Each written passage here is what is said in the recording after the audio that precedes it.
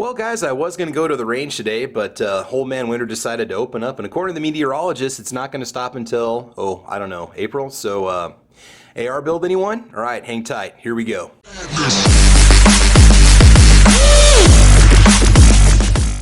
Hey guys, what's going on? This is Travis P11. I'd like to welcome you back to the channel. Well, guys, a couple months ago, I had a fan of mine, a viewer of my channel on YouTube, actually send me, well, they actually sent a small contribution to the channel over to SS Pond in Lexington, Nebraska. What it was is they did not want to deal with Patreon anymore. They didn't want to deal with the percentage that Patreon keeps, and so they sent the money over to SS Pond, and I got a phone call from the SS Pond in Lexington, and he said, hey, come on over here. You got an envelope from a viewer. Open it up, the money was in there, and he actually put a pin for a trigger pack in that envelope, and he said, hey, now that you got this part, you need to go build yourself an AR. And the funny thing was, he was just joking, he was just kidding at the time, and you know, I actually thought, you know what, that's not a bad idea. So a few months ago, SS Pond had one of these in stock. This is just a stripped Anderson lower. Now it's partially assembled. I'll talk about that in a second. The reason why it's not finished yet is because I'm waiting for the special pin punches to show up in the mail that I need to drive the roll pins in the firearm. Now, today I'm also going to go ahead and talk about these Squirrel Daddy starter pin punches that you can get off of Amazon. These are some of the highest rated, most popular roll pin punch starter punches that you can buy off Amazon for the least amount of money. Now, they're not very big. They're about 2 3/4 inches long, but they are supposedly very durable. They work well, they don't bend, and they will hold up over time, because I see myself building more than one lower as time goes on. Now, you're not going to see me physically assembling any parts of this build. I just want to talk about the stripped Anderson lower, a little bit about the materials, the build, the quality, what you can expect when you get it, and an issue that I actually ran into with this lower. So let's go ahead and check everything out. Okay guys, just going off of the Anderson Manufacturing website, which they are sold out, by the way. The retail on these is $52.24. I did pay, I believe, $29.99 for it. Standard SS Pond did give me a really good deal on it. It is a registered lower receiver. It's not any kind of a ghost gun or anything like that. It was not an 80% finished lower, okay, anything like that. It's a regular serialized part. It does feature a mil-spec multi-cal engraved lower, okay, so it does show you that it is set up for multiple calibers, obviously made for a semi-automatic rifle.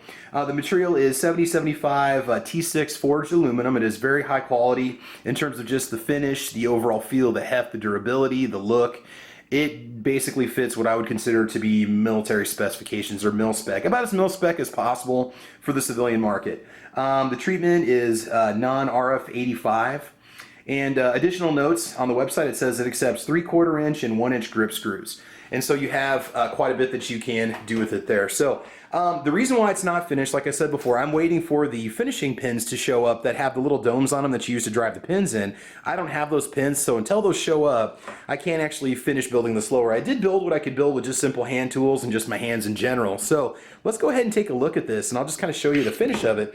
What I like about it is that it has the closed trigger guard, and some people might not like that, but I do, because it is actually flared slightly for gloves, so that you can use it with gloves with no issues. The overall black coating on it, the anodized finish on it, is very well done. There's no weird splotches or blotches or any kind of cut marks or nicks. This isn't any kind of a blemish lower, but the overall quality of it, I mean, it is very nice. I mean, you know, you've seen one mil-spec lower receiver, you've seen them all, right? Everything has been fitting really well with it. I have not put the grip on yet because, again, I want to get the trigger in and the safety lever and all that fun stuff. Kind of let you take a look down there. Okay, a couple things I've run into. So far, everything is fit that I put in, except for the rear takedown pin. Now, this could be a Palmetto State Armory issue. This is a Palmetto State Armory pack that I'm putting in here, a lower receiver assembly kit that I'm using. And it's their least expensive kit, and sometimes you get what you pay for. Magazine release parts have been fine. The front takedown pin, no problems. The springs, the detent, everything is good to go. Or spring and the detent, no problems there. The rear, it's so tight, I basically have to tap it out with the center punch. And it's not that the detent has broken out or that there's a problem with the spring. It's just either the casting on the rear takedown pin is a little bit too tight, or PSA's pin is a little bit too large, or it could be a combination of both. Now, I don't want to sand these down because these do loosen up over time, and eventually it's going to break in. But as for right now, I cannot just physically push and slide it out. If I tap it out, it is fine. It does lock out and it does go back in. And that's not the best way to have it. But as time goes on, I got a feeling it's going to eventually break in. I might just sand down the pin a little bit. Of course, that's going to take some of the protective finish off of it. It does have a mil-spec buffer tube that we put on here.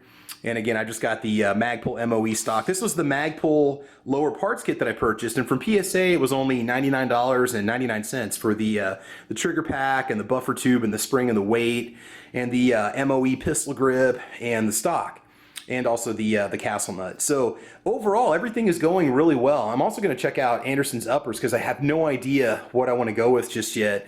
I may go with a 224 Valkyrie. I'm really digging that caliber. I think it's really cool. I think it would be a lot of fun for long range shooting to get into it. You know, with an ammo that's relatively inexpensive. I might do a 300 Blackout. Obviously, this is a carbine or rifle lower, so I cannot put a pistol upper on it unless I want to register it as an SBR, short barrel rifle, which I'm not planning on doing. But overall, I just wanted to show this to you. You can see some of the casting marks and the forging marks on it. I know Anderson is a supplier for other AR-15 companies out there that buy their parts and then assemble everything and basically sell it. And overall, I've been very happy with what I see. I mean, it is a very solid, sturdy build, and I think it's going to hold up, and I should get years of use out of it. And again, I do like that closed trigger guard. Now, I did get the MOE trigger guard with the pack that I bought, but I'm actually going to put that on my Bear Creek Arsenal AR because I still have a standard trigger guard down there. But I mean, overall, everything has been fine so far. I haven't put a whole lot in there, just the pin and the spring in the back. And some of these parts actually came from a friend that sent them to me in a package deal. I installed them, so I've got his parts in here, even though I still got some of those PSA parts floating around. So my friend sent me a couple spare parts, and I went ahead and incorporated those into this lower build. And so we've got the a rear spring that we installed for the buffer tube and the little pin that holds your buffer in place. But threads have been fine, no problems at all there.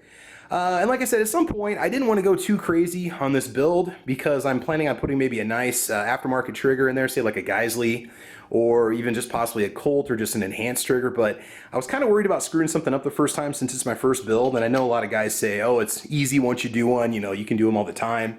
But I just wanted to, you know, kind of take it easy the first time and kind of get into it on a budget and see how everything turns out. Now, in all honesty, if you buy this lower receiver and the standard trigger kit and all this, you could pretty much buy a fully assembled lower receiver from Palmetto State Armory for basically the same price. But I wanted the experience of actually putting one together. I mean, I'm fairly mechanically inclined. I'm okay using tools and so on. I know, surprising I don't have one of those punch sets sitting around, but I haven't had a use for one yet, the finishing punches. But they will get here pretty soon, so all right. Ooh, sun's coming out. We did have a blizzard going on, so interesting stuff. All right, guys, so there you have it. Okay, this is the Anderson Manufacturing strip lower receiver. Again, it is a registered part. You basically buy your complete lower parts kit for it, and you are good to go. And most of the time you can find these for around $39.99 if you look around online. They're not hard to find, although they're directly from Anderson. They are currently sold out, but it's kind of an interesting climate right now for gun parts and rifles in general, so you may start to see these a little hard to find here for the next couple months, but that's it, guys. So, and I'll talk about these Squirrel Daddy parts too once we have this lower completely finished. I'm not going to do a build video, and the reason why is because right now those videos are getting strikes against them on YouTube. And there are channels that are having to pull those videos down and it's hurting their accounts. And so I'm not going to show anything physically being assembled. But I will talk about how well these hold up and then the other pin punches that I have when I get done. Just in case you're in the market to build one of these, I'll give you some good sound advice for what to purchase for pin punches, because there are junk pin punches out there that might last you one build and that's it.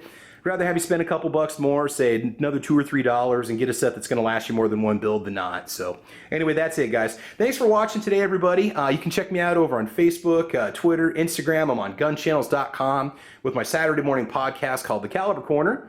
Guys, if you want to support the channel, you can do so over on Patreon. It's patreon.com/TravisP11. It's always kind of nice to have some extra funds coming in where I can put it back into the channel. Always good to have. So everybody, guys, thanks for watching today. I want you to have fun. I want you to be safe. And as you know, we will talk to you soon. All right, guys, have a great week. Bye-bye.